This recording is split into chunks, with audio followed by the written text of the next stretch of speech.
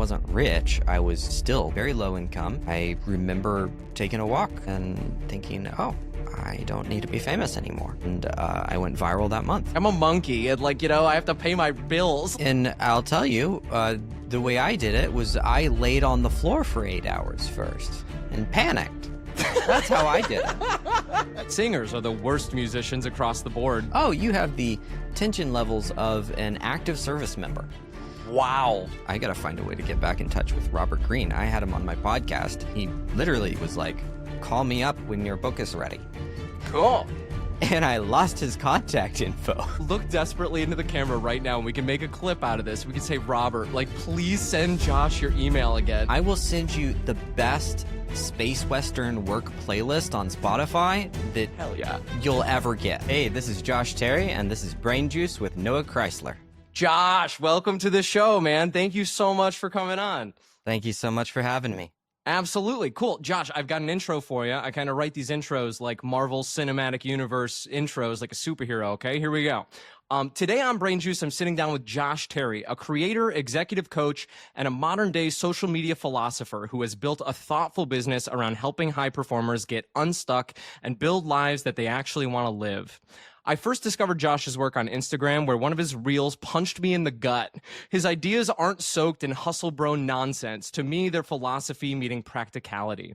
As I grow this show, I'm using it as an opportunity to live out my dream of meeting and learning from interesting people across the internet. And Josh is one of those people. In his professional executive coaching business, Josh's time is worth thousands of dollars an hour. But today, he's here to share ideas and frameworks with me and you. Josh, welcome to Brain Juice. What do you think? Thank you so much for having me on. Absolutely, man. Yeah, as I've been building my business, I'm like, okay, what would be, I'm trying to find the cheat codes to life, right? And I'm like, okay, cool. What would be the coolest thing ever? And it's like, oh, talk to interesting people, learn as much as I possibly can from them, and try to also help them and try to create some content that hopefully helps us both. So that's kind of the premise of the show. Yeah, it is worth somebody's time to make it their ambition to meet more and more interesting people over time. Yeah, you have this idea about making it so that your life gets cooler over time. Can you speak to that a little bit? Yeah, think about it as an exponential graph. Humans are really bad at exponents, but if you can comprehend a little bit about an exponential graph, you can see how small actions can get you big results over time. And so people talk about this in many different fields. They talk about getting 1% better. They talk about dollar cost averaging into the stock market. They talk about, paying off a mortgage little by little. But not many people think about it in terms of just the broad overarching approach to life, where you go, okay, what I am doing right now feels small and insignificant, maybe a little bit pathetic. But if I keep doing it, then my life is going to be unimaginably different 10 years from now. And when you are willing to pick even just a couple of places in your life to make those kinds of small investments over time, your life gets so good, it's really hard to comprehend. And on top of it, your life, you become a bit unstoppable. And what I mean by that is a lot of people approach life where they're like, okay, I have this single goal, I want to accomplish it. And so they aim towards taking a really big step, essentially, right? And so they try to accomplish this really big goal. But the problem with that, I mean, it's good in that it inspires us and it pushes us to action. But the problem with it is if you failed the goal, now it opens the door for you to consider yourself a failure. I mean, yes, there's mindsets around that, but oftentimes we feel like we failed, right? And so what if instead you switched from thinking about these big goals to going, okay, I'm going to continually take small actions that are impossible to fail at. And as I do this, I will develop the skill set of winning. I won't think of it as I need to develop these skills in order to win. I'm going to actually develop the skill of winning. I'm going to win over and over and over again. And when you do that, when you're stacking small wins in that manner, they compound and they turn into momentum. And when you have momentum, you're unstoppable. What are some ways that you've taken compounding action in your own life, Josh, where you feel like you've done this for yourself? Daily walks. Daily walks is my favorite basic example. I often say I make daily walks my religion. Cool. When I started turning my life around, I was very, very ill. And the short version of that is I couldn't go to the gym. That wasn't an option where you say, oh, I'm going to turn my life around. I'm just going to start hitting the gym every day. That wasn't an option. I was too ill, but I could move, and so I would get myself to walk. I'd just get myself to walk every day, and that was a foundational thing that changed my life. There were many others. It was diet, ways in which I made micro adjustments there until I'd made extreme adjustments. There was money, there was breath work, there was many others. Very cool. Yeah, I so in preparation for this interview, I watched your previous interview with one of your coaching clients. But you mentioned some things that stood out to me about your story is you were homeschooled growing up, and then you started going to college at 15. So you went to college from 15 to 22 years old. And I found that to be fascinating. I've got a few questions around that stuff. But the first one is really, your content stands out to me on the internet because of the way that you deliver information. The way that you speak, I think, is very, very fascinating. You have this presence about you that I think is unique and fascinating. And I'm wondering if you think that it comes from that upbringing. And so, yeah, that's kind of my question to you is, how do you think your upbringing in your life has been different from other people? And how do you think that affects your approach to online content creation? Yeah, so my upbringing was heavy work ethic, traditional conservative values, traditional conservative church. And when most people think of church these days, they think of conservative, but no, I'm talking conservative church traditional. Many more extreme in that direction. And so that was follow the rules, work hard, and everything will work out. And then I became a workaholic and nothing worked out. And so I had to adjust. Got it. Got it. Cool. So that was the baseline past that resulted in a lot of the way I look at mindset today, and we can go into that further. Got it. I don't want to pry on this if this is like a difficult thing to talk about, but you mentioned in that interview as well that like your best friend like took his own life during that time and things like, and I've recently been going through some things in my life that it feels like my world has kind of imploded a little bit. This past year of my life has been very difficult. And I don't know. I was wondering if you could share some insight around how to rebuild from situations like that are probably extremely devastating. Yeah, well, first, that makes me want to know what's going on in your life. But first, I'll go with mine, which is yeah, he was the only friend who had a memory of me in the crib. And so I'd known this person for a very long time, and he was an incredibly lovable person that, you know, was well liked by everyone. And he chose to take his life, and it was a big turning point for me because I'd always been part of the I'll be happy when crowd. I'd always been part of the, well, if we just suffer a little bit longer, then eventually we'll get to the good stuff.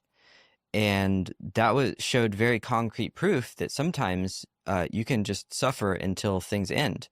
And you can just suffer, and then that suffering can be so difficult that you can choose to end.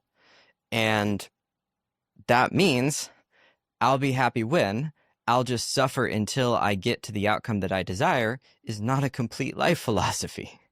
And so it taught me to start changing what I was doing in a really big way. It taught me to start thinking more about the now. It's taught me to start thinking about how to take practical steps forward in my life that were immediate as opposed to 5-10 years in the future. And that was really a very big unlock. There's a lot more to it. When I lost him, I was also just wildly inept and a mess myself at that time. That was the point at which I was extremely ill. I was up to my eyeballs in student debt. All the things were bad. You know, when it rains, it pours, and it was snowing. So at that point, I went through a realization. If there was any come to Jesus moment for me, it was, oh, you're not doing a good job. you don't know how to do these things that you're trying to do, which is a very different life realization from what you see on the cover of magazines. What you see in most magazines are believe in yourself, or, oh, here's the discovery that the person made that made them truly want to go for the gold. They realized their purpose. And I realized the path to purpose. I realized the path to competence. I realized that I was doing my best to, become a rock star and play in front of 10,000 people when I could, barely get a couple people to come to an open mic with me. I was trying to, pay off my student debts with one check when I couldn't pay my toll bills. And that is a way of looking at life that is healthy delusion when you are aimed in the correct direction. I love that. Healthy delusion. What would you describe as a healthy delusion? Like, can you give another example of that? Of like, if you were to think laterally about another person's life, like healthy delusion, I think is a fascinating concept. Yeah. So I'm actually going to rephrase it a little bit. I'm going to rephrase it to useful delusion. And because that makes it very easy to explain examples. So Trump and Kanye West are two examples of people who have utilized delusion, not deleting others, but deleting themselves in incredibly competent ways. Mm-hmm. Yeah. Where they believe so much that they are right that nothing can stop them. Yeah. And when you are pointed in a direction that if you keep going, it will benefit you, and you engage that level of delusion, it will serve you. But if you are pointed in a direction that if you keep going, it will harm you, and you embrace that level of delusion, it will destroy you. And so if you decide to act on a quick, why can I never pronounce that? If you decide to act on a get rich quick scheme and you fully believe in it and it's a scam, it's going to ruin you, right? This is super obvious. Mm-hmm. But if you realize that, if you lay one brick on top of the other and you're selling bricklaying and then you slowly scale and you in a deluded manner believe that like there's nothing that can stop you from building this bricklaying company, then it's going to make you build it faster. And so I was pointed in an unhealthy direction, and I was engaging in those. I was doing my best. I was engaging in these self-development narratives of believe in yourself, of like go for the gold, shoot for the moon, and maybe you'll land among the stars. But the reality is most people who shoot for the moon land in space. They miss. Yeah. No, I've been there. Yeah. Cold, dark, empty space. Mm-hmm. And that's where I was landing over and over again. I was trying to do really big things and I was failing and I was getting nothing from it. And so during that time in my life, I switched worldviews to go, oh, I don't know very much. I'm not very good at the thing that I'm doing. I haven't earned the right to shoot for these goals yet. And this is an act of self-love. This isn't saying like you don't deserve these things, you could never have these things. It's just you are approaching this in a really unrealistic manner. And so it enabled me to then ask the question, what could I do? And when I started asking that question, when I started asking what is realistic, what is the small step that I could win at, my life started to turn around. Very cool. And you started kind of making like imperfect forward progress, and that sort of compounded, as we were talking about before, with these daily walks and breath work and controlling your diet and things until you were able to kind of like hit exponential returns. That's a very practical, actionable way to move forward through life, and I think that that's very fascinating. I really like this idea of like deluding yourself, like brainwashing yourself. I've tried to do that in my own life recently. I specifically, this is corny, and people are judgmental about usage of artificial intelligence, but like with ChatGPT, I found it to be a very useful tool to try to like instill beliefs and mindsets into your life to try to like help you delude yourself into, hey, like if I want my life to look like this, right? Like what are the beliefs and actions that I need to be taking in order for my life to look like this outcome? And so like one thing I've done is I've I really like voice conversations with ChatGPT in the standard voice mode, where I talk about and we try to like work on the beliefs that I hold about myself, right? And I try to focus on the actions that I'm taking to make like as you're describing, like imperfect forward motion. How have you used artificial intelligence in similar ways? Because you in that interview you also mentioned some things about AI, but I haven't really heard much of your thoughts on it aside from that interview. So, what are your thoughts on AI for self development and things like that? I probably have 3 AI apps open and running right now. I'm using them constantly. I'm never not using them at this point. They're incredibly useful. And yes, ChatGPT is a great tool for implementing healthy self-delusion sometimes. It's interesting, like the hard driving hustle crowd, you'll see them posting on X where it's like, oh, I want ChatGPT is too nice. I want ChatGPT to tell me all of my flaws. I want it to be real with me. And it's like, there's a place for that. That's super useful. But it's also an addictive trap in and of itself. Like people get addicted to pain all the time. And strategic positive reinforcement is, we know, scientifically proven to be more precise and effective than negative reinforcement. Negative reinforcement enables you to survive. Positive reinforcement enables you to perform. And so you do want to check and find your flaws. That's good because that's how you don't die, right?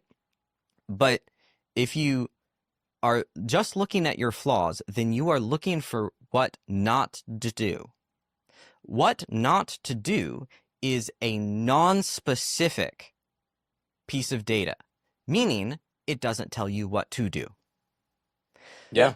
What your strengths are, positive reinforcement, what you are doing well, what is working, is precise data. It tells you what to do. And so by its nature, positive reinforcement enables you to get greater precision than negative reinforcement. And so, while on one hand it's great to see all your flaws, the persistent, almost pathological positivity of ChatGPT can be useful in that it's programmed to most of the time just be wildly helpful and positive and spot all of the good things that you're doing. Yeah.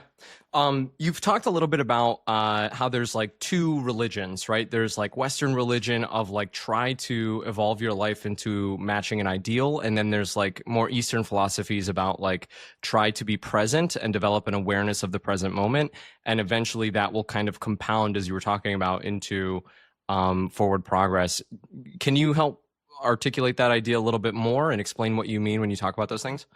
Yeah, the two basic religions on Earth are, one, look up at the highest good and imagine yourself moving towards it and align yourself with it, and everything will work out. That's Western religion. That's aiming yourself towards following a god. Even the religions with multiple gods and goddesses, they're just metaphorical highest goods across the night sky of your consciousness. The Eastern religion is to sit down on the ground and imagine the smallest possible thing around you. Begin to notice. It's awareness. The first one is vision. The second one is awareness. And when you start to see the things around you, you start to see the matrix of how things interact. You start to see what gets good results and what gets bad results. And if you keep doing this, you're going to develop a worldview, develop sight for how the world is that will in time inform your vision, so that eventually you are so aware and aligned that you are moving in that direction that Western religion likes to start with. Cool. Let's transition a little bit here to so I look at your life, I look at the business that you've built, Josh, and there's a part of me that's like feels intense jealousy, right? It seems like you like are Thanks. like absolutely, man. Like you have a cool life, right? Like it seems like you make content where you talk about ideas that you're extremely passionate about, right? You seem extremely well read, extremely well educated. It seems like you have a diverse like background in different areas and things.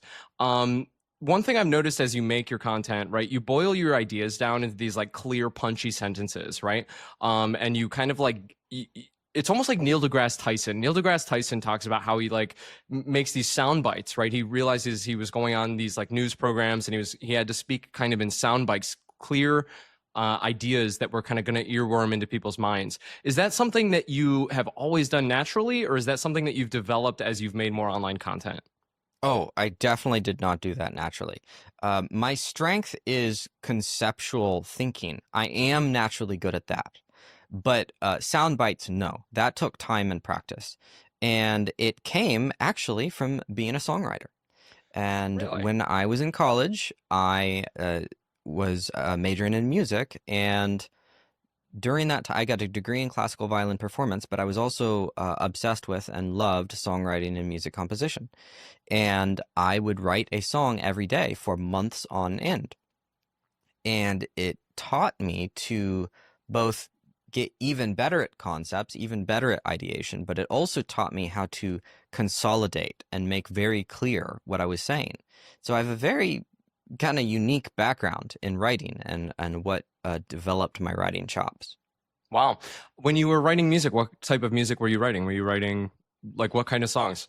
So music, like I said, degree in classical violin. Had my first love was film score composition, and so Cool. I really loved film scoring, and then songwriting was just general pop indie stuff Cool. that Okay. just made me happy. Like acoustic stuff or So what I ended up doing a lot was violin looping, and I okay. would build songs on top of using violin and loop stations. That sounds Uh, fascinating, and I want to yeah. hear one really bad. You got to send that, man. That's cool. So if people are like curious, Andrew Bird is kind of like one of the top examples of somebody who used violin and a loop station. Also Kishi Bashi. And then Ed Sheeran did the same thing with guitar. He was the most successful looper on earth, basically. He used loop stations when he began his career.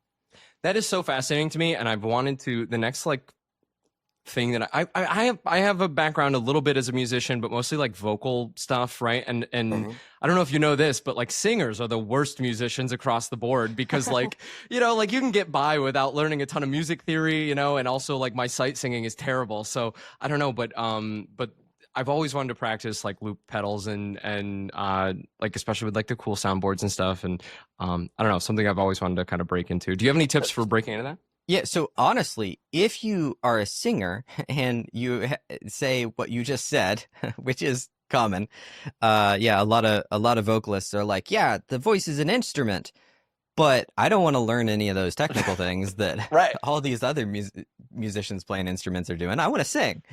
Um, so actually, if you want to become incredibly skilled at using your voice, start playing with the loop station with your voice. Just plug your voice into a loop station, and does this practice of you sing something, it records you, and then it plays you back, and then you sing something on top of it. It will require for you to be very precise. Because if there's a single flaw in the first recording, then the next time that you sing over it, it's going to sound wrong. And so you start to get very, very particular about accuracy. And so actually, loop stations are an amazing tool for vocalists. Fascinating. Do you know Mark Rebellier? I love Mark Oh Rebellier. yeah, yeah, He's the yeah, yeah. best. He's great. He's I've great. always wanted to like be able to like have that. I'm obviously I would never get to that level. I don't think, but like it'd be really cool to have some of that. If random, I remember like coming across Mark on social media like during COVID, and he yeah, was just like in in the his bathrobe. bathrobe, Yeah, he's just just living. He's doing. wailing into his microphone, and Yeah, it just became a thing. yeah. Man wailing in bathrobe, and he just nailed it. He's so good. Do you have any that we can move off of this and get back into philosophy and cool business stuff? But if you were just like to recommend like starter gear for me to like mess around with for a couple $100, like do you have any like gear recommendations of like, hey, get this thing? Honestly, the stuff changes so quickly. Got it. But because it changes so quickly and tech has developed so well, really the most effective way, and you can do this for a couple of $100 if you want to get into music. What you do is you just get a MIDI controller and you get Ableton Live, and you just do all of your looping on your actual computer. And so microphone, MIDI controller, and Ableton Live, and you can do that on your computer. You no longer need a lot of the pedals that most people use. Cool. Cool, cool. All right. Let's get back here into some stuff. Okay, so one of the reel that I saw from you that punched me in the gut, right? I'm like, sitting there, like, here's kind of what my life has been like for the last year, right? I went through a thing. I built this. I was working at this business, right? I was in a position where I felt like I had actually like found my life's calling, right? Like I was building this talk show, and I was really good at my job for the first time in my life, right? I graduated in 2018, and since then I just kind of like bounced around from doing my own entrepreneurial businesses to working for other jobs and stuff. And I finally was working for this YouTube company where I felt locked in. And eventually there were some ethical things going on at the business that I just felt extremely uncomfortable about. And I voiced my concerns. And essentially, I was fired from that company. There were some things that happened as well that were, in my opinion, bad faith things that happened. Bad situation.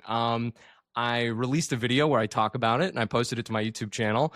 And that video right now has about 2,000 comments where people who I think who are just big fans of that production, are just like writing just the worst, most horrible things possible about me in that comment section. And so that is the first time I have ever dealt with anything like that. And so, Josh, part of me was like, I shouldn't talk about that during this interview, but I also think that you are the type of a person who could provide me guidance that would be very helpful. So I don't know, hearing that story, do you have any thoughts around that as I navigate that part of my life? Yeah, I made a video that boiled religion down to two primary religions in the entire world, and it got 9 million views. I definitely got hate. Damn. Okay, yeah. What was that like? How did you deal with that? Yeah, so I recommend getting a friend who is also a social media content creator and start texting hate comments back and forth to each other and say, hey, I got another hate comment. I've made it. I love that. And then get your friend to praise you, to be like, wow, you're a rock star. Look at you getting all of that hate. It's highly effective. Cool. Because like it comes with the territory, right? And so you can try to escape from it, but that lowers your performance. It stops you from doing the thing that you want to do on the internet. And so it's better to change your response to it. And the way you change your response to it is change your environment. And so for some people that means just not looking at the comments. And that's just their solution, and that changes their environment, and it's good. But for a lot of people, if you just change the way you talk about it, the way you interact with other people about the topic, you can get a couple of friends that understand this game, and you're going to pretty quickly see it as a mark of pride, where you get hate comments and you're like, this means I'm winning. There's this awesome story. I can't remember who it was. It was a comedian, very famous guy, but he tells this story of he was going through a divorce, and he grew up very, very poor, and he's like near the high point of the divorce process, and he's at this fancy boardroom table at the top of a really big building, and he like looks at his ex-wife across the table, and he's like, wow, she's trying to take my money. And he looks at like all the lawyers around her, like, multiple lawyers, and he's like, man, they're trying to take my money too. And then he looks at the lawyer that's defending him, and he's like, he wants my money too. Oh my God, I've made it. I love that. Yeah. And so, the meaning behind the thing happening to you is pretty important. And so hate comments can mean that you're getting hate, or it can mean that you're making progress. I love that. That's a very good outlook, and I've heard sentiments like that online. But that is a unique frame to think about them through. Do you have any practical tips and advice for, so like as I'm building my show, as I'm trying to build this thing that I'm describing as the Chryslerverse, right? Which is like, like some YouTubers, I don't know if you ever did this, but I think in your email, it talks about like Let's Plays, right? You're like, Josh Terry Plays, I think was the name or something that I saw somewhere, right? I see these YouTubers, everybody wants to start as a Let's Player, right? I'm going to play this type of video game. And what I've realized is that like my Let's Play, I think that the most fascinating thing for me is interesting people and talking to them, right? That is the most interesting game I have ever played in my entire life, is talking to new people and trying to learn about them and trying to like figure out what makes them tick and stuff. And so that's kind of how I'm starting to conceptualize my YouTube channel, is I want to have as many interesting conversations as I possibly can with interesting people from across the internet. Do you have any practical advice on how to put yourself in the same rooms as these people? Because you're like, hey, go find another content creator friend and start texting them the hate comments so that like you can reframe how you view the hate. Well, it's like that sounds great, but at the same time, like most of the connections in my life are people who are not necessarily making tons of content for the internet, and so I'm trying to get into that ecosystem. Do you have any practical advice for how to potentially do stuff like that? Yeah, absolutely. The first question is, how do I make people want to come on my show? The second question is, how do I change my network? So to answer the first question, how do I get people to come on my show? What you do is you make it so that it is to another person's benefit to come on your show, right? And Yeah. so the way you do that is you make some advantage be available to them, that they get a good thing from coming on your show. And so that could be really good footage. It doesn't mean it has to be I'm getting 100,000 views per interview on my YouTube channel. It can be, I will make sure to get you really good raw footage. And, I know you have an editing team and I know you know what to do with this. I will get you the best footage I can. It can be that you are really good at cutting clips. And so you're like, I'll make sure that I cut lots of clips for you. I'll just send them over and they'll be yours. It's anything that creators are already looking for, anything that influential people are trying to do, you just do it for them. And if you come on my show, it will get done for you. That's the most effective way to do it. Yeah, I'll pause there. Is that helpful? That's super helpful. I've noticed that, right? One person that I was kind of associated with was Graham Stephan, and I watched his show, The Iced Coffee Hour, right? And I really thought that the mechanism that he built was so fascinating, right? Because it's like he's building this network of extremely influential people, right? And then he's having like a net positive interaction. Going on the Iced Coffee Hour is fantastic because it helps them build a brand, right? It introduces them to his audience, and then it empowers them with clips, right? I've seen this with like Alex Hormozy's content. I know you're an Alex Hormozy fan, right? It's like he publishes clips from the Iced Coffee Hour to his stuff, and I'm like, that's a really cool mechanism. I'm trying to kind of recreate that in a way where, like, I'm in upstate New York, right? I'm not in Austin, I'm not in California, and so I'm trying to kind of recreate those mechanisms from here. I guess a question for you is like, outside of like, hey, this is really good content, really good footage, are there any other things that you're like, oh, that makes me say yes to an opportunity, right? Mm-hmm. One thing that I'm trying to do is like, hey, I'm going to prepare a really good interview, right? Because that's my background is kind of like comedy and journalism and connecting with people, right? So I'm going to make sure that I'm going to do my due diligence and study you and prepare a really good interview. So that's one angle that I've taken. Do you have any other things of like, oh, that makes me say yes to opportunities all the time? Yeah, so the one that you just stated is actually a pretty difficult one because a lot of people won't trust that statement without proof. And so they want that one backed up with like views and stuff like that. Mm-hmm. The footage thing is more provable. It's more like, and you can do it even without views. That's why I said it. Yeah. The other things you can do are get really good at introducing people to people. And so, like if you have had a couple great people on your show and you can introduce them to other people who would like to meet them, that's another really big benefit. So building your network up as much as possible, keeping track of them, uh, I got to find a way to get back in touch with Robert Greene. I had him on my podcast and I lost his contact info. No, that's not good. I mean, this is Robert Greene. Yeah, no, Robert Greene's the GOAT. I love Robert Yeah. Greene. Yeah, and 48 like, Laws of that's Power, not dude. something that Oh. an author at his level is gonna, randomly say, call me up when your book is ready. But he said that to me, Yeah. and I don't have his contact info. Well, And- you know what? Look desperately into the camera right now, and we can make a clip out of this. We could say, Robert, like, please send Josh your email again, right? And then also, Robert, if you ever want to come on my show, I will make the best interview ever, dude. Like, let's go, man.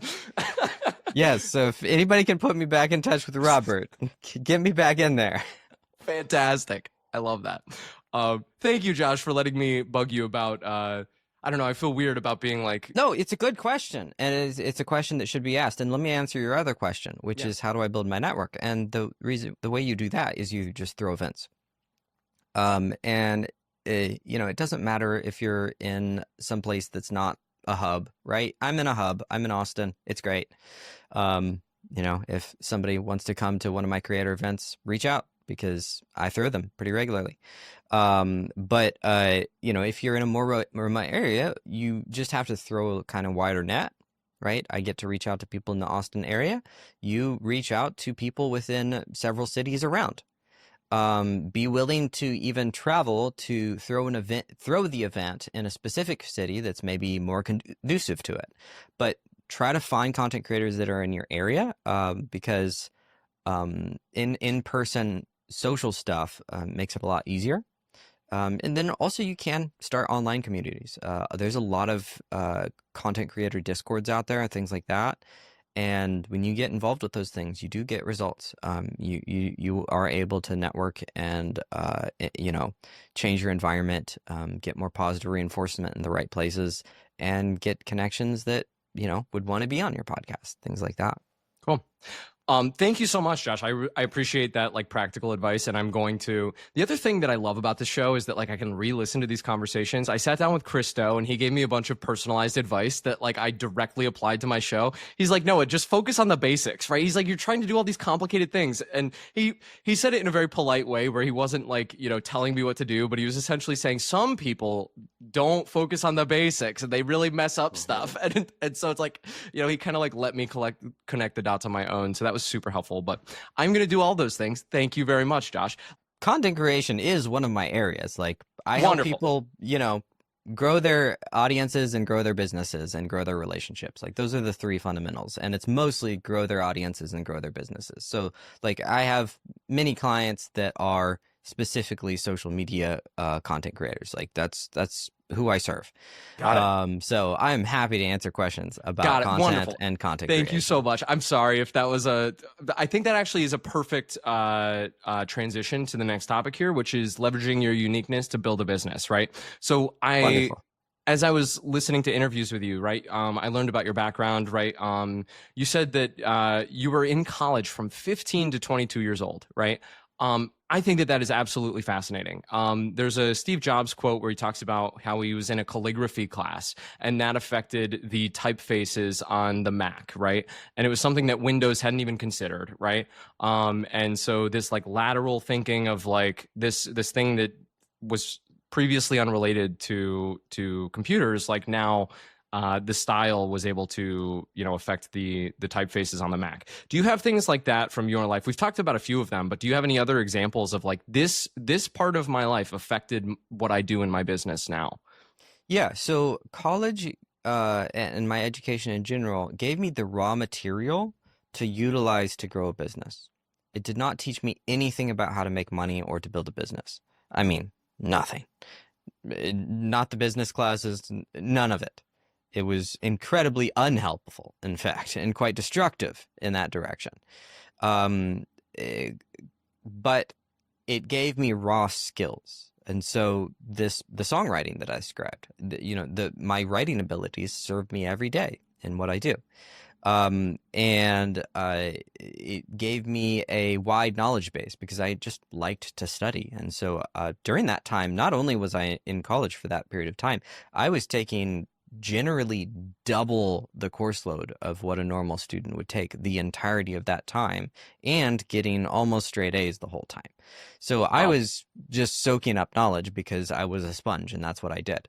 And the ways it served me poorly was it got me hyper focused on just learning and working, and it did not help serve me and building my life the way that I wanted to build it. But the way in which it did serve me was it gave me tons of raw material of skill sets to lean on when I started to steer myself in a better direction.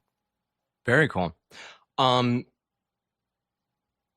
do you have any advice for when you started building that business, when you started to draw on that set of knowledge? Was it scary to you, right? Was it scary to go out on your own, or do you feel like you've always kind of been blazing your own path and that sort of thing? Like, it seems like you've kind of carved out your own life that is very different than a lot of other people. Has that been a comfortable experience the whole time? Because I can't imagine it has been. The fear of poverty is not very comfortable. And facing reality, when I finished college and I was dropped into the real world, I often say one of the saddest days of my life was graduation day. When I realized that I had just kind of had my head in this hole of learning, and I actually wasn't learning the things that would serve me. And I just got a manual labor job right out of college, and was very unsuccessful for a very long time and up to my eyeballs in student debt. Also, speaking about that small improvements over time, I to give you an idea of how small those improvements were, is I actually paid off the entirety of my student debt while still living on the poverty line. It took me a very long time to learn how to increase my income and to build a business and to become that type of man who could do those types of things. I like to say my post-secondary education was, or post-collegiate education was the Tim Ferriss show.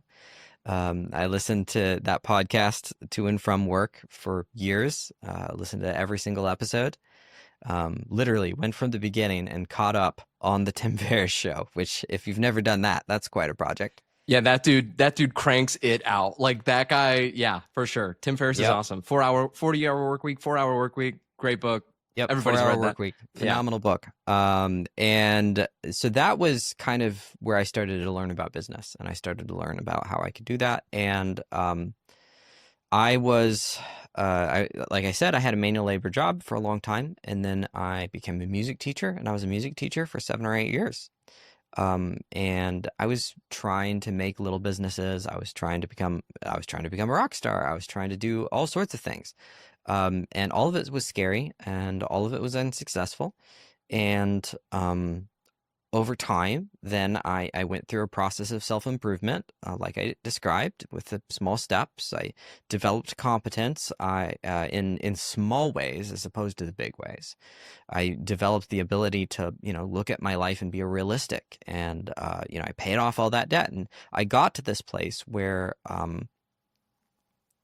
I saw the world more clearly, and I had built a life that I was comfortable with, where I was healthy and I was doing well. I wasn't rich. I was still had very low income, but I had a life that I was proud of. And I remember taking a walk and thinking, oh, I don't need to be famous anymore. Like that, I'm no longer hyper attached to these giant objectives.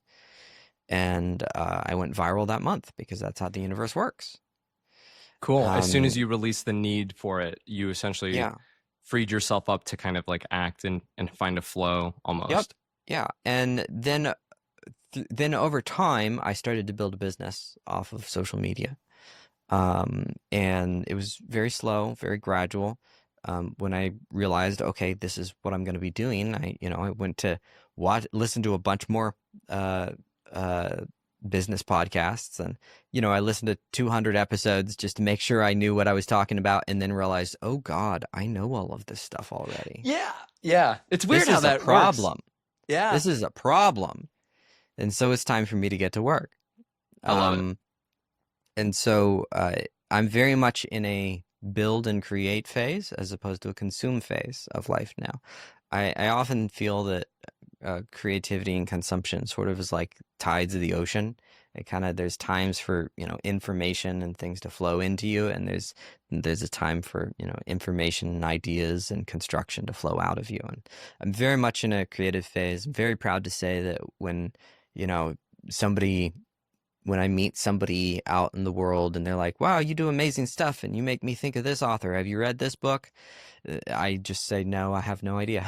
I've never read that book. Sorry. Cool. And for years that felt difficult. I felt bad for not knowing the next new thing. But knowing the next new thing is not what helps you build. Focusing on what you can do is what helps you build. And so I've done that now I've been in that phase for about 10 years. Very cool. I'm 35, and like 15 to 25 was sort of a learning phase, and 25 to 35 has kind of been a building phase. Very cool. Let me ask you a practical question here. That's very relevant to this. I am I am building my own little audience here, and I'm building my own community, right? This is my Patreon wall of fame, right? Recently, one of my Patreon members, we've been experimenting over there, making behind the scenes content and stuff. One of them sent me a long letter about, essentially it boiled down to, hey, my friend frequently gambles and he asks me for money all the time, right? And this person kind of asked me for advice. And so I recorded a 20-minute video where I explained my thought process on this.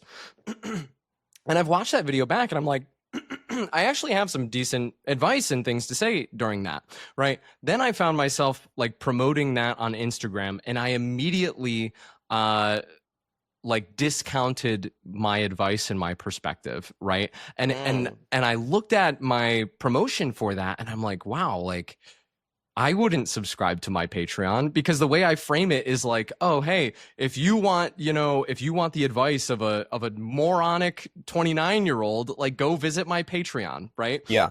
Then I heard your idea about rubber band theory and about these types of ideas, and about like I don't know. Can you share some ideas? What does that anecdote make you think of? Yeah, so first let me share rubber band theory. So the rubber band theory is this idea that if you are struggling and you're down in the dumps, and let's say you're wildly overweight, way past the point where you think you should be, right? You have a self-image and you are overweight past that level. There's an immense amount of tension pushing you to change, because you are not what you perceive yourself to be, and you don't like it. And so it's like a rubber band has been pulled downward, and there's tension that's pulling you upwards. But if you start to extend, let's say you lose that weight and you get to the point where you look kind of like what you perceive yourself to be as, like the story of what's acceptable, what other people won't shame, what other people will find attractive, things like that. And you want to keep going, like let's say you've lost the weight but you don't have visible abs, that phase, that is now going to actually be creating tension that pushes you downward from that goal of, let's say, visible abs, because your reality is that you're that person. And when you start to push upwards beyond it, it starts to feel like a different sort of impossible. Right? When you are super overweight, it feels like, oh, this is impossible for me to remain this way. I should not remain this way. When you start to push up above your reality, you start to feel it's impossible for you to keep going, because this isn't me. And so the only way to permanently make a shift is to change your reality, to go, this is the new me. This is how I operate. And so to go to your example of, I gave some good advice and now I am being sort of a little bit demeaning of my own advice. I'm kind of talking down to myself. I'm being self-deprecating when I share this, and I say, oh, well, it kind of helps, but you might want to talk to somebody else about this, which is not very useful. You have to go through a process of accepting that what you have done is good. So there's a form of acceptance that solves this. And you have to also, at the same time, and this is a part a lot of people miss, take on the responsibility for sharing good information. And so what this is instead of like there's kind of two main camps in the self-development world, and let's call them the self-love crowd and the responsibility crowd, or the self-love crowd and the sacrifice crowd. And the self-love crowd constantly talks about you can do it, believe in yourself, you deserve it, everything's okay. And the responsibility self-sacrifice crowd says earn it, you don't deserve it until you do, you'll never deserve it, keep going, if you don't do this action, then everything will be ruined, so you have to take this action. And the reality is if you combine those, you can usually create a pretty good life. And so when it comes to not talking down to yourself and being willing to advertise yourself, you have to take a little bit of time to say, I did a good job, I deserve it, I earned this, and I am competent, I've gotten there. And then on the other side, you have to say, look, I've taken on the responsibility to help others. If I am self-deprecatory towards myself, I don't know if that's even a word, but we're going with it, then other people will not respond to these words in a way that will serve them. It is my job to serve them. And so I am being irresponsible by talking down about myself. I am insulting my own self-help. I am insulting my own advice. And that is incredibly destructive. And one of the ways that this is really, really apparent is in relationships. So we all know a woman wants the best man that she can get. And that's a good and it's a healthy thing. It's a good to have a good man. And so a lot of men, they realize that and they go, okay, I get it. I have to earn it. And then they do a whole bunch of the camp that I was describing of the responsibility and sacrifice narratives. Mm-hmm. And the way they do it is they just talk down to themselves, like you're fat, get in the gym again. Otherwise you won't be the kind of man that your woman wants. What those men often miss though is that if you are demeaning yourself, then you are demeaning that which she is in a relationship with. And so if your only language is to be destructive towards yourself in order to force yourself to be better, then, and that's your only tool, then the net end result she will get a lesser man. Because you will have made yourself less by talking down to yourself. And so, no, you are not, a man is not going to get to the place that he wants to be by just constantly being, self-loving and happy all the time about how, yeah, you deserve it, everything's wonderful. But if your entire narrative is earn it, you miserable worm, then you will not have the high self-belief and hold yourself in a way that makes you attractive. And so what you have to do is you have to tell yourself to earn it, tell yourself to do the hard work and be willing to take on responsibility and take the sacrifice, but then also realize that it is your responsibility to love yourself.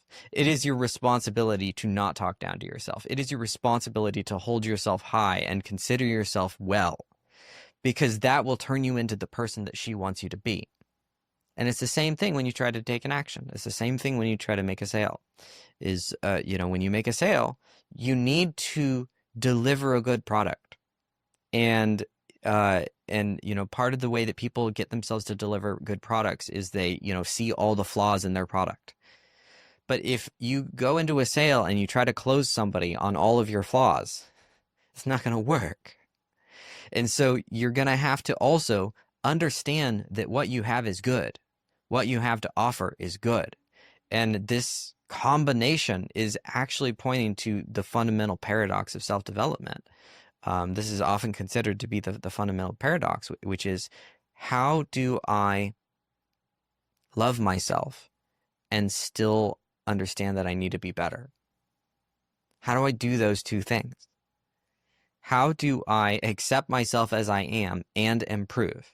They seem conflicting, but they're really just two polarities that when you insert both of them into your life, life gets good. When you see the flaws in your product and you're willing to make them better, and you see the advantages of your product and you're willing to close somebody on those advantages to tell them, look, this is good, then you can have a business. You can't survive on just making product better, and you can't survive on just saying, this is the most amazing thing ever.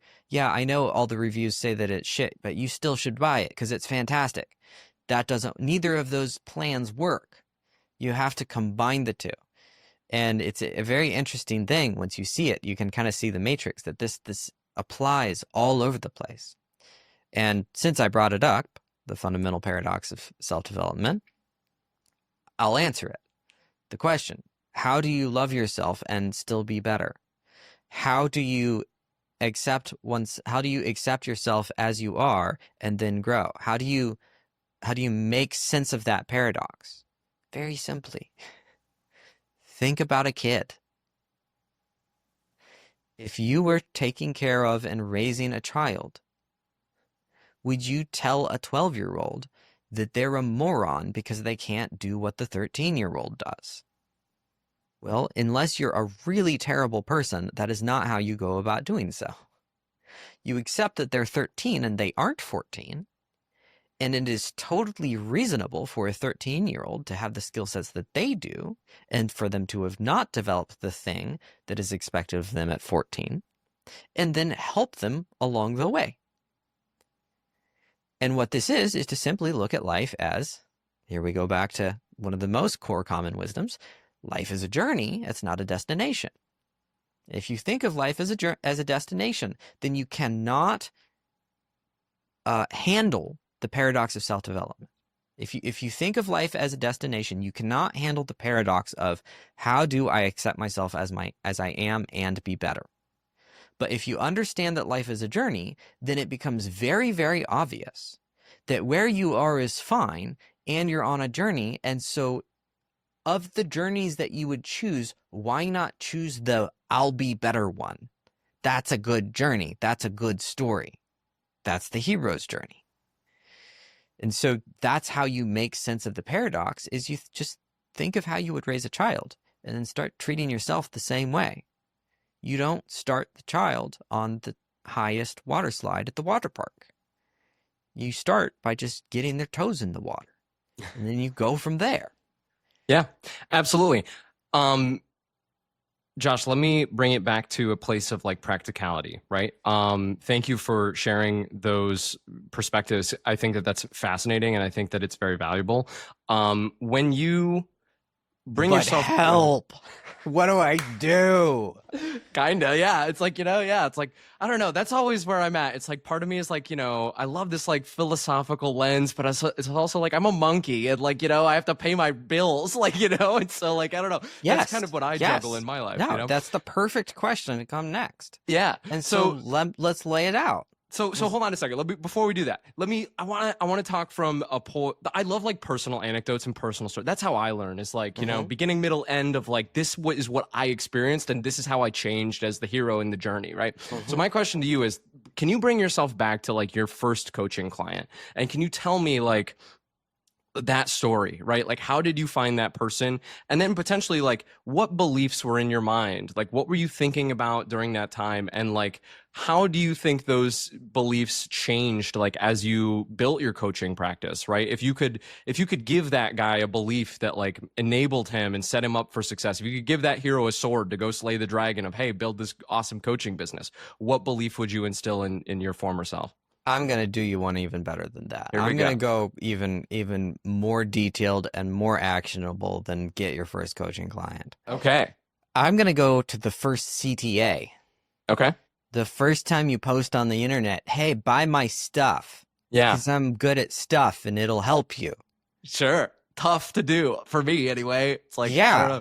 Yeah. It's super tough. Yeah. And I'll tell you, the way I did it was I laid on the floor for 8 hours first and panicked. That's how I did it. Cool. All right. Dope. Do you have Yeah. any recommendations for like how to lay on the floor for 8 hours? Yeah. So the reason why I had to lay on the floor for 8 hours in panic was because I again set too high of an expectation. Right? I I'm a person who's very self-conscious about what he has to offer. It means, by the way, that what I have to offer is very good. I'm one of the best in the world at what I do. I love And I that had to framing. learn that. Yeah. I had to learn that. But I am also still a person who's very conscious about, like, am what I'm offering, is it okay? Is it good? I'll overthink it even to this day. And it's like you're talking to the perfect person for this particular thing. And I'll tell you what I struggled with was I just set too high of an expectation for what my offer was going to be. And so what I mean by that is when I was panicking for 8 hours, laying on my floor, trying to amp myself up to advertise my business, thinking that I needed to make, some fancy 3-minute video about how great I am and all my client testimonials and all the bullshit that, anybody who listens to a single Russell Brunson podcast is going to know. And for somebody who is self-conscious about what they have to offer, that's just too much. That's just too overwhelming.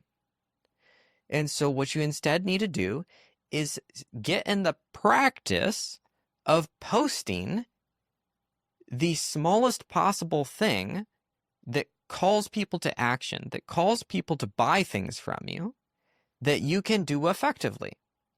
And so that might be one sentence, right? It might be a single post on Instagram that's a single panel that says, hey, I made good thing. You should get it. Sure. Yeah. And by the way, people like that way more anyways. Yeah. It's just being honest. Hey, yeah. I busted my ass. This is really good, and I know my shit. And like I like really put it in. Like, yeah. I love the framing. Well, it's not just that. It's that we're actually inundated with effective marketing. I say that in quotes. We're inundated with people marketing to us now at this point, with all of the techniques that everybody knows now, and we're all sick of them. And so when somebody just says, hey, I made good thing, come get it, it's actually very refreshing. Yeah. And you can't build an entire business off of that, but you can start a business off of that. And that's what you should be doing. And then what you do is you do that until you can do something better. Again, this actually goes back to the two religions. One is look up at the highest thing, look up the highest goal, and the other is do the smallest thing you can do. Right? That's kind of the essence of the two concepts. And most people are freezing because they're obsessed with one or the other. Right? Somebody is either obsessed with the smallest thing and they never grow because they aren't willing to take bigger steps, or they're obsessed with the high bar and they feel like they should do something really big and they can't do it. And so they freeze. And so if you are struggling to get a thing done, you need to ask yourself, do I need to take a bigger step or a smaller step? It's really about as simple as that. And so in your case, you probably need to take a smaller step. Yeah. Of just like, hey, yeah, because, I mean, that's a really good point. I think that right now there are revenue generation mechanisms in my business that already exist. And instead of like, oh, like, I don't know, I think I always constantly, my perfectionism is like, I'm going to make the best, literally the project that swirls around in my brain is like, I'm going to make an AI library where like, if somebody talked to my little agent, like you could help them do enough self-discovery that it's going to like fundamentally transform their lives. And they're going to like, date the girl and get the dream job and like, buy a house and 2.5 kids and a fence. And it's like, no, like sometimes it's just like, hey, like I post funny stuff on Patreon and it's $5 and it helps me. If you want to help me, go do that. Like that's good enough for now, and eventually I don't know, because you don't build the perfect agent overnight that's going to make everybody have the best life ever. Yeah. So if anybody listening to this has been interested in my work, and they like what I'm doing, go to my Instagram and DM me the word space. And I will send you the best space western work playlist on Spotify that hell yeah you'll ever get. Hell yeah. This has nothing to do with anything that I have to offer. And also, I have a background in film scoring and decades of education in the music world. And I was coding a personality test, which you can get at polaritysystems.com. And it is the basis of my work. But I was coding a personality test, and I like to listen to music when I code. And I've always loved space westerns. And I couldn't find a good space western playlist. So I spent a bunch of time in between AI generations picking the songs, and I now have the most epic, awesome 8-hour space western playlist on Spotify. So DM me the word space on Instagram, and yeah, it's great. I've listened to it. I did that, and it's really good. It is amazing. Really good. I listened to it on my skateboard. It's pretty cool. I love it, Josh. I've got like 2 more segments here. But we don't. If you've got a heart out, are you flowing? You feeling good? Or let's do it. Let's do it. Here we go. Cool. Building your own machine, systems, actions, habits, books, mindset, high leverage inputs. I think this is going to be. Let's focus here. You seem like someone who reads a lot, right? Primarily like sci-fi, philosophy, personal development. What are a few books that you revisit a lot that you think more people should read? My favorite nonfiction book is The Art of Learning by Josh Waitzkin. It's awesome. Everybody should read it. It's not very well known.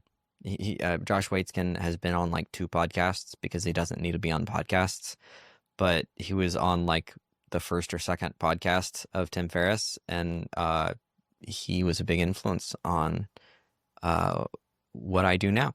He kind of gave me permission to, in a lot of ways, to start the business that I started. If there was anybody that I would want to, put a signature on my book, it would be him. He's amazing. And then I'm a big fan of fiction. I've actually learned a lot from fiction, and I love sci-fi. I super recommend Heinlein and Asimov, two of the fathers of modern science fiction. They're incredible writers. You can learn so much from them. And then Hitchhiker's Guide to the Galaxy definitely made my life better. And then there was one other one that I wanted to mention. I'm reading it right now. It is the best fantasy book I have ever read. It's like Game of Thrones but more fun, and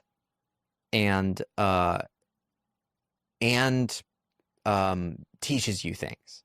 Like it's wildly good. The Black Prism by Brant Weeks is just incredible series. That's the first book of the series. Incredible series. So there's a podcast that I love called Almost Friday. They have like a duo comedy podcast, and he does a bit where he talks about the Black Prism because he loves that book series, and he has like this like super in-depth character where he's like he knows everything about that. It's so good because it's the only book I've ever seen where they take a side character and they make him the main character. Like he takes the fat kid archetype that's often like the bumbling side character. Sure. And he makes him the lead character. That's cool. And then it shows the narrative of this kid that's like this struggling social outcast that's always bumbling and messing things up and can't control his mouth, and and he's overweight, and he's just got all these self-image issues,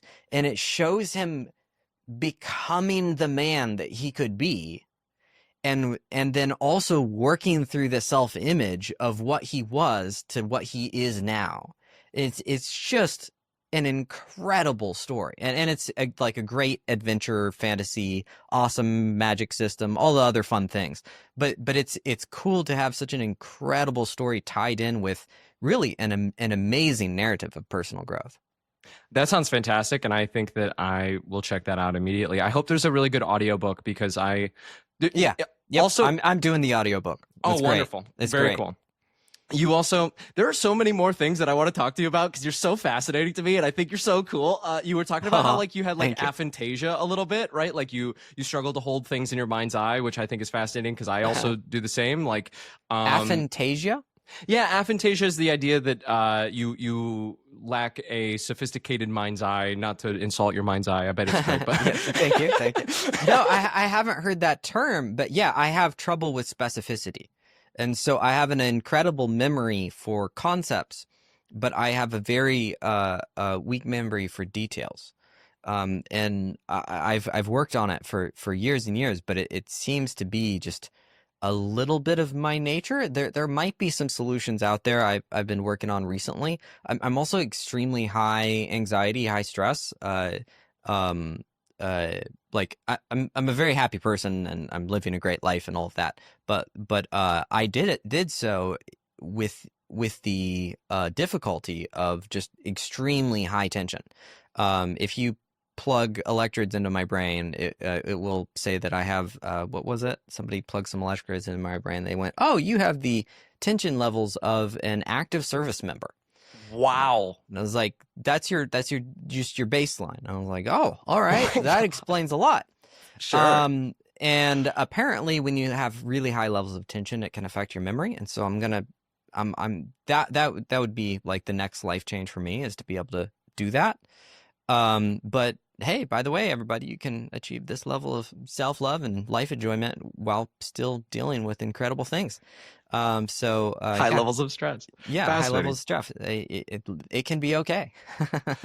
So, Josh, one thing that I'm trying to do here with this show is like create, again, it's called the Chryslerverse, right? Chrysler's my last name, and I'm trying to like create kind of like this cast of characters that like are real people in my real network, but also like, you know, like nodes to my community of like, oh, like that person is known for those types of things and things. So I have two questions around this. The first one being like, how do you want to be seen and perceived as a member of the Chryslerverse? Is there a character that you're like, oh, this guy is awesome and I want to kind of be like that person? And then the other question is, like, from a very practical standpoint, like, what are things that I can help you with, right? Are there certain types of people that you want to be introduced to? Are there things like where do you want to go in your life, and what opportunities can I, like, how can I help you? Those are my two questions for you. Thank you. Well, just in general, I am a coach and I help business owners build wealth and audiences through mindset, strategy, and practical next steps. And I am a content creator and a writer, and my name's Josh, and that's what I do. And if I were to be known in the Chryslerverse, I hope it would be as a thinker and a writer, and somebody who helps kings do better.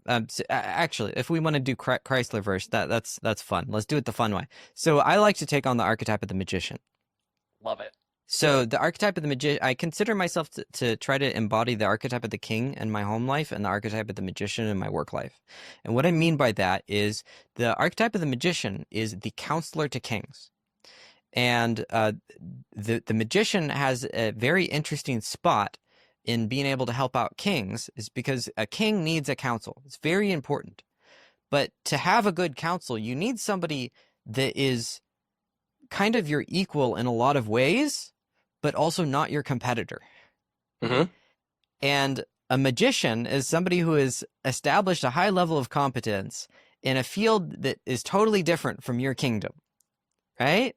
He doesn't care about your kingdom. He cares about, I mean, he might care about the kingdom, but he doesn't care about ruling your kingdom. He cares about other things, right? His zone of genius is in a different place. And so that mindset has always worked very well for me. And the way that I work with high performers and work with, really powerful individuals is, look, I've found my own zone of genius. Is I'm a good counselor. I help people reach higher heights. I help people, strategize in ways that they could never strategize on their own. And also, I'm not a threat. I'm not going to take your business plan. Right. I live in a different world than you do.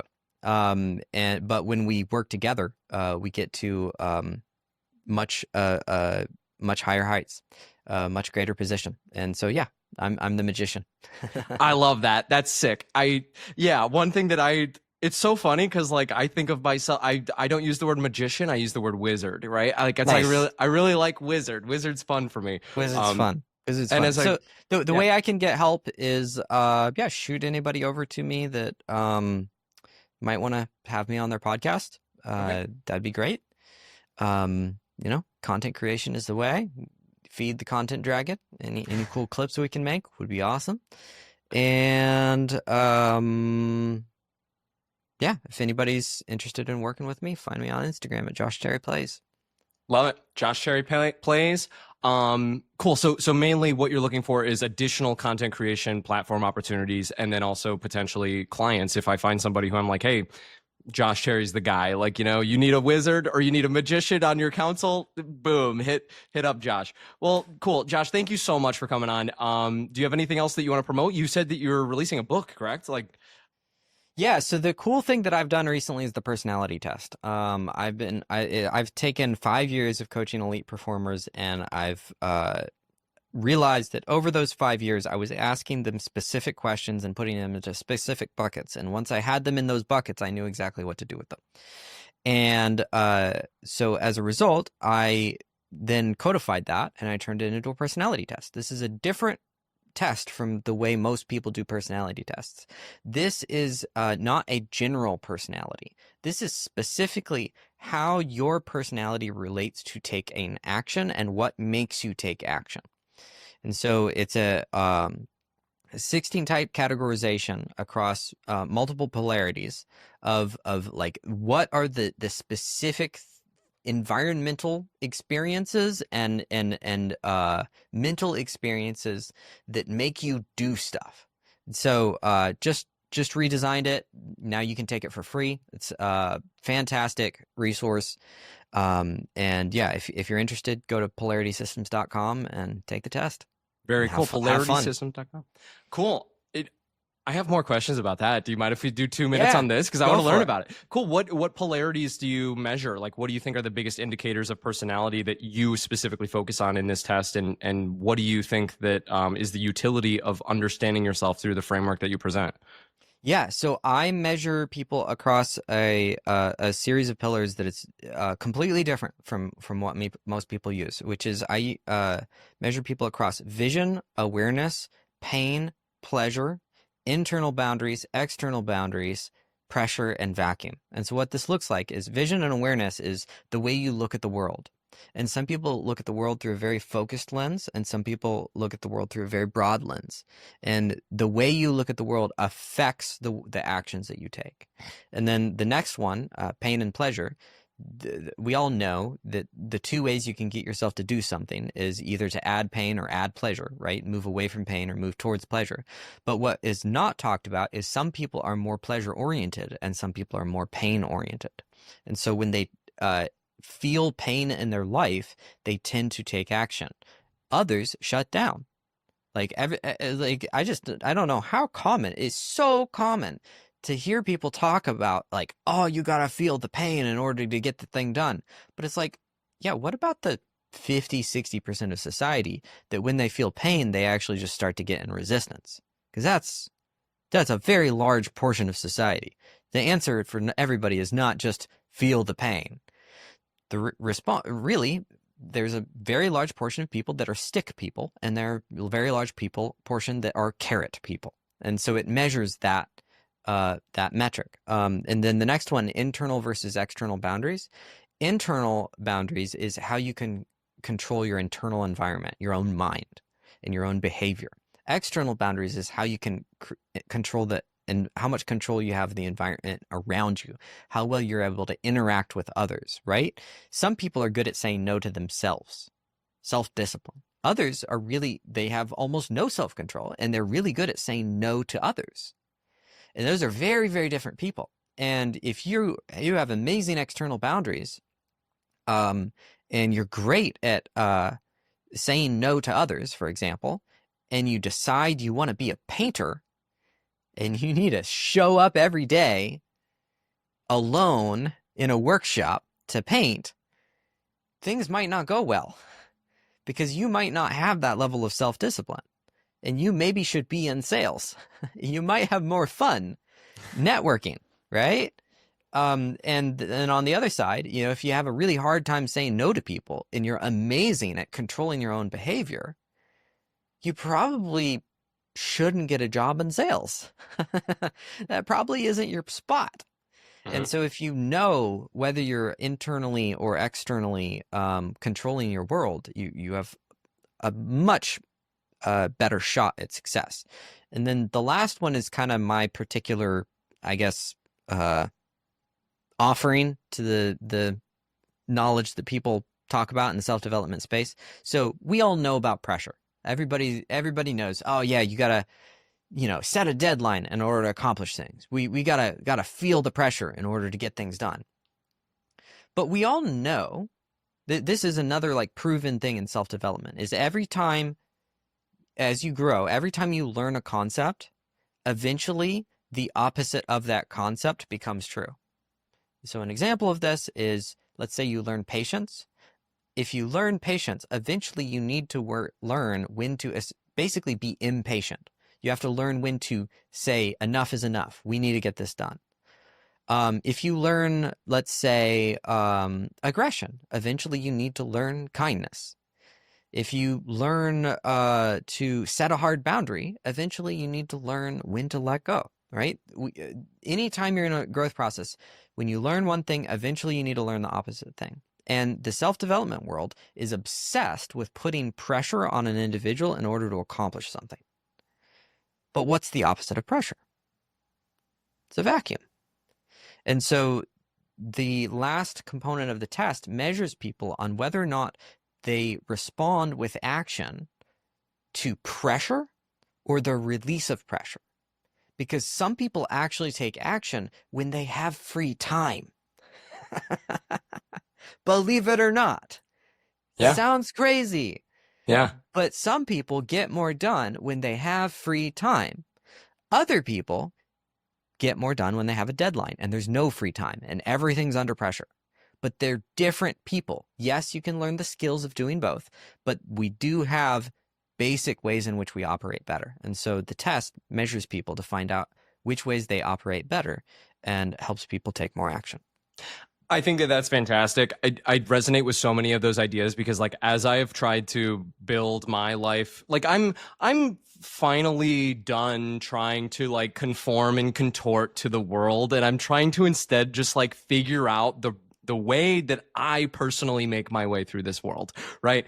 And I've realized that like as you've been describing these things, it's like I am this person. You talked about like when people are under pressure, when people are under deadlines, when people are like under, you used a specific term that I don't remember, but it was I've realized that like my conceptualization of myself, I think I work best as like a pirate, right? Like a pirate does not have like, like set regimented like things that he does all the time. Like a pirate, like, like he just lives his life and like, he adapts to the ocean and then like, there's a parrot and like, and he's like going like, it's like my life works the best when I am just like momentum based and I am just like in chaos, right? Moving from one thing to the next. And it's like, I'm doing so many different things, but like my level of overall output is so much higher when I'm just like, oh, I'll go for a bike ride. Like, and then like, as I'm on the bike ride, I will, voice record and then like take the transcript and then use that to build a thing. Right. And it's like, wait, that's like, that just works for me. Instead of this, well, you have to work, because when I was building my original business, it was like, you have to work from 9 to 5 every single day. Right. And it's like, well, cool. If that means that I have to sit at a desk and do that, it's hell to me. Right. So yeah, instead, it's correct. Yeah. That's correct. And it's because people tend to get the best results when they are in what's called alignment. Right. And that's what I really at its core teach people is how to get aligned with what you're doing. Like that's the core of my work when I'm helping people. If it's I'm working with a business, I'm helping the business get aligned. If I'm helping an individual, it's the same. And for some people, being aligned means I have a schedule that feels good to me and I stick to that schedule. And that commitment is a core value for me. And this pattern is a core thing that creates security in my life. And that's what makes me feel strong. And if that is aligned for you, awesome. That's what you should be doing. And then for some people, it makes them feel miserable and it sucks. And it doesn't mean those people are undisciplined. It means that they have different patterns that work for them. And sure, you've got to examine and find out if you are undisciplined, because some people are, right? And that's a skill set you've got to learn. But if you know how to get yourself to do things, and you've learned that skill, which is the essence of discipline, if you learned how to get yourself to do things, and every time you do the exact same pattern over and over and over again for 3 months, you feel like hell, then maybe those patterns suck. Maybe that's not what you should be doing.